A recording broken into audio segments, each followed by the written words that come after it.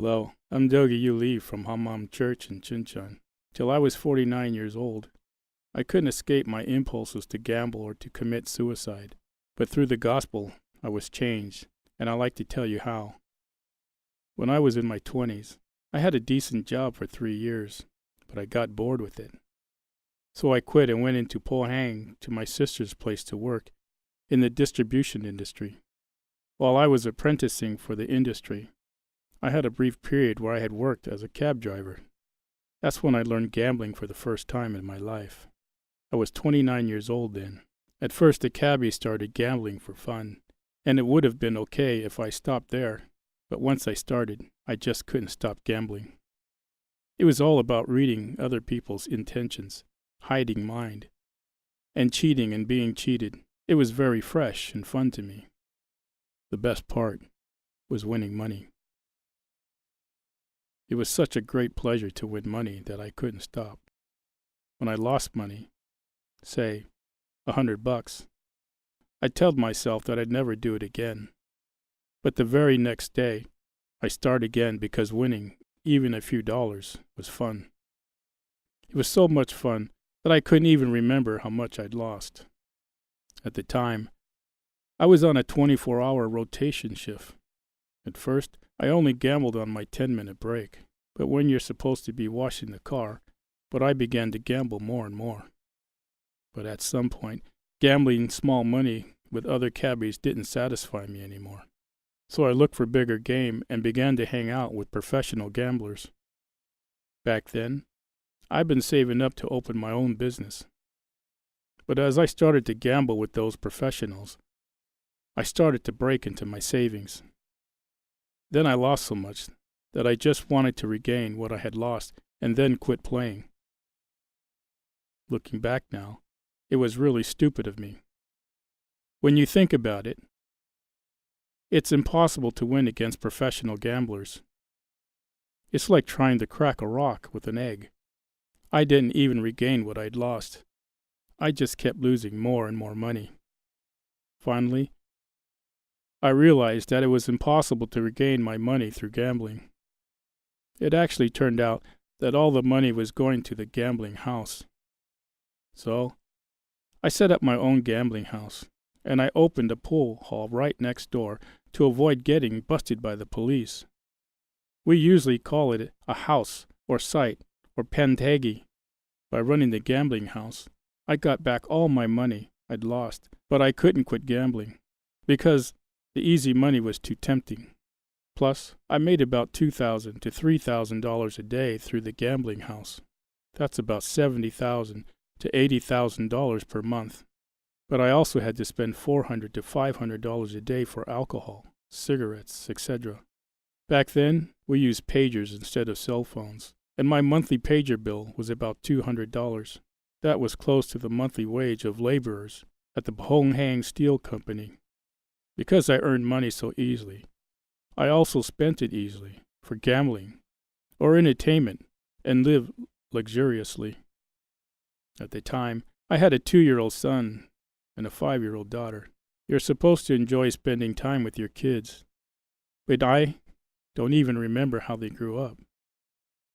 I was so into gambling that I didn't pay attention to my family at all. I did everything that I wanted, but I was always anxious about being busted by the police. The police can only make an arrest if they catch you in the act. So I set up a closed-circuit TV at the entrance of the gambling house. But I always was extremely anxious, because you never knew when the police would catch us. When the police make a raid, people jump out of the window from second or third floor to avoid arrest. Some people break their neck or legs, or even become handicapped while trying to flee. The gambler sitting beside you can be in prison the next day. That's the reality of gambling. I never was arrested, but every time I went to the police station when called in for questioning, I really wanted to quit this way of life. But escaping the gambling addiction was impossible with willpower alone. I tried so hard to escape this addiction, but it was not easy. Meanwhile, I became physically and mentally exhausted. Then my wife asked for a divorce, and I actually thought it was the only thing I could do for her. She didn't need to live with a messed up loser like me. So I signed the papers. Now that my family had broken apart because of my gambling, all I had left was the desire to die. There were so many thoughts that made me want to die. Thoughts that hurt my self-esteem. You're useless. The thoughts made me look down upon myself, and I felt like it'd be better to have a short life. So then, let's just die. My head was filled with thoughts about suicide. Later, when I started to go to church, I realized that there really was a spiritual world. I could believe clearly that the whole world was under the control of the evil one. You see, the evil one really did plant suicidal thoughts in my head. He reminded me of all the suicide scenes I'd seen on TV or film. Hanging myself, falling off a building, drowning in the sea. And he taught me how to do these things in detail. So many times I got behind the wheel while I was totally drunk and drove like a madman for an hour, from Ponghang to Manghang rest area, to commit suicide. I felt like another force besides my own was dragging me into doing this. In the scriptures, it says that the thief comes only to steal and kill and destroy, and I experienced those exact words. I drove at extreme speeds in the early morning, my tires screeching as I made wild turns on the dangerous road. I was even given the exact location. There's a cliff at the Manghang rest area. Kill yourself there. Then this thought embedded itself in my mind. I'm going to die off the cliff at Manghang rest area. So I tried to die there many times. One miss of the handle, and I'd go over the cliff. But at that moment, I think of my family and twist the handle at the last second. That was how I brushed past death many times. I decided I couldn't possibly continue to do this. So I got back together with my wife and got rid of the gambling house. But gambling wouldn't let go of me so easily. Gamblers kept contacting me, and I ended up gambling again. When I lost big money, I regretted it so much, but I was addicted, and I just couldn't quit gambling. I finally left Ponghang after I went completely bankrupt without a cent. My wife decided to move to Chuncheon for no reason. But when I think about it now, her coming to Chuncheon was truly an amazing way that God led us. She set up a small store. But when she couldn't work anymore because of her diabetic complications, I took up physical labor. One day, on my way back home from work, I was arrested for gambling debt and was sent to prison in Daegu. After that, my wife's health got worse and had to be hospitalized. In her hospital room, she met a member from the Hanmaum church and got to hear the gospel of the resurrection from her. My wife had been a Christian since birth, but she had left God for a very long time. I was in prison in Daegu. My wife was in Chuncheon, so she couldn't visit me. For people like us, the prisons provide video chat sessions where we can see each other. So my wife would go visit the Chuncheon prison to see me in Daegu through video chat. I was very surprised to see her on screen, because she didn't look sick. Rather, she was glowing in peace and happiness. And I thought, is she pretending to look well because she doesn't want me to worry about her?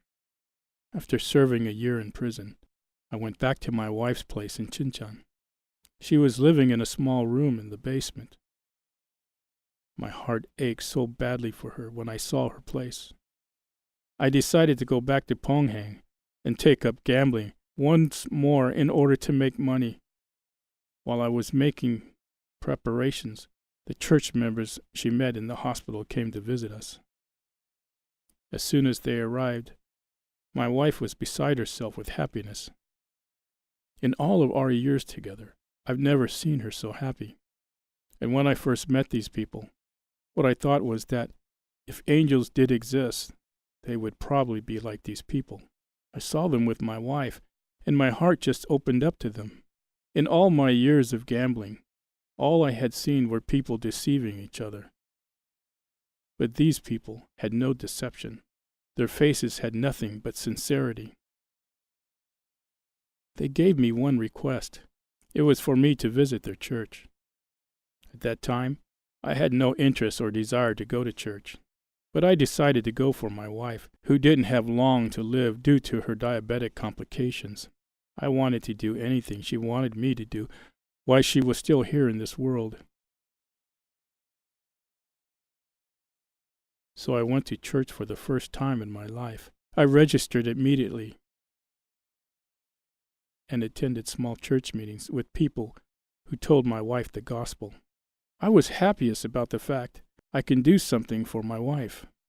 So I made church activities my priority. I took up another job as a physical laborer because the hours suited that the best. For the first time in my life, I felt like I was living in a worthy way. After work, I'd go to small church service with a bundle of fruit in my arms. Then everyone there looked so happy to see me. I found that I couldn't wait to be there every day. Then I was hired as a driver at a private academy one of our church members ran. Meanwhile, my wife's health was getting worse. I was so busy going to work and nursing my wife. But the owner of the academy gave me a lot of help so that I could do both. God was amazingly good to me. I asked myself, if it weren't for His hand, would I be here today? God kept me in church for 5 years with the task of nursing my wife, till He brought me to stand here today. After 5 years of attending church, I was certain that I could trust these people. In my 20 years of gambling, I'd never trusted anyone. That's because among gamblers, everything that comes out of your mouth, with the exception of air, is a lie. For 20 years, I spent more time with gamblers than my family, but I never trusted any of them. I never opened my heart to them at all, and while I gambled, I only thought about my own gain. I didn't do anything that would be disadvantage to me.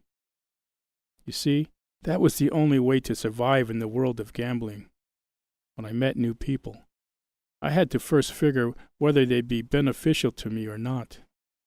If they were not beneficial to me, I didn't even talk to them. And gamblers are like migratory birds.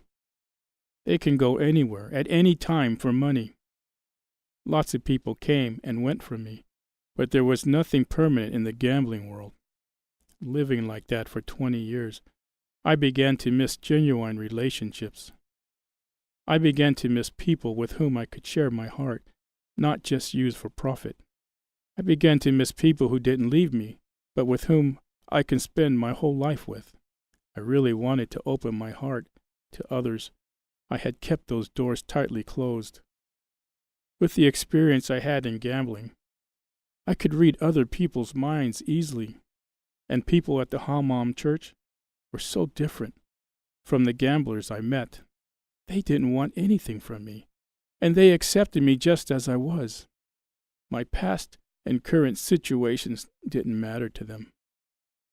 I was finally among genuine people for the first time in 20 years. I had finally met people with whom I could share trust, not deception. I had met people with whom I could spend the rest of my life for the first time.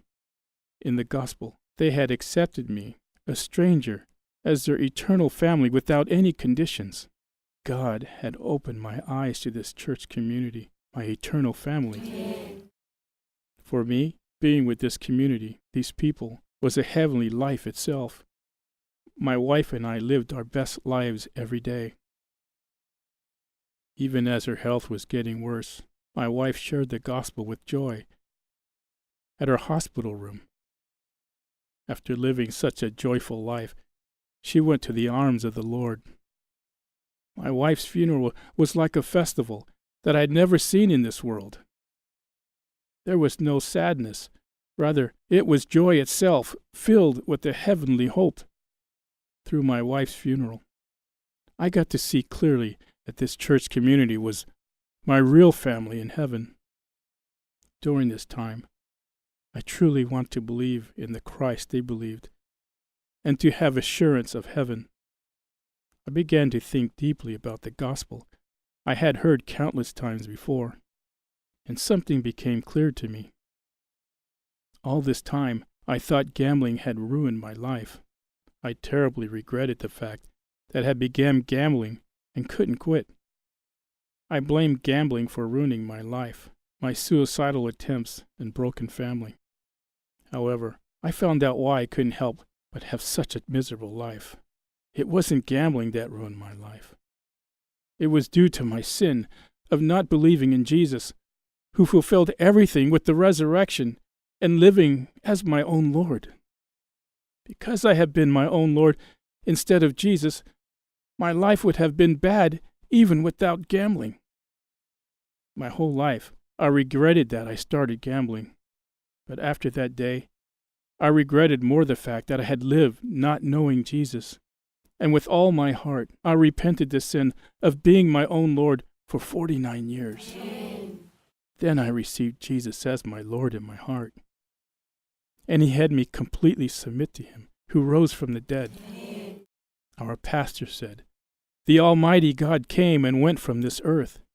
Do you think he left no proof of that behind?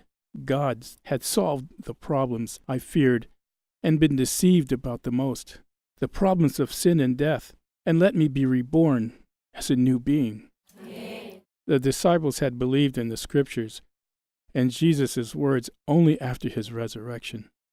In the same way, God gave me unshakable faith through the proof anyone can believe, the resurrection, not my experiences or conviction. Amen. My life changed after that. I used to be hopeless and think only about suicide, but God gave me clear purpose for life. The purpose of my life is to share the gospel with those who are living hopelessly because they don't know Jesus. Amen. I have everything in the Lord, and I live as a witness of the resurrection, giving the gospel to students who ride the bus I drive. Amen. I don't spend my time filled with regret for my past anymore. I live to complete the mission that God has given me with great love for souls. Amen. I no longer seek my own benefit in relationships, nor do I distrust people. Rather, I open my heart and accept them just as they are. The gospel lyrics, "It's all His grace," touch my heart every day. Sometimes it's hard for me to believe that I am living this life with my eternal family. I have been almost guaranteed to die, but I am living now because of God's blessing and grace. In the past, my life was hopeless with gambling, but now I have the best life through the gospel of the resurrection. Amen. I pray that all of you accept the risen Jesus as your Lord and have your homes filled with joy and hope. Thank you.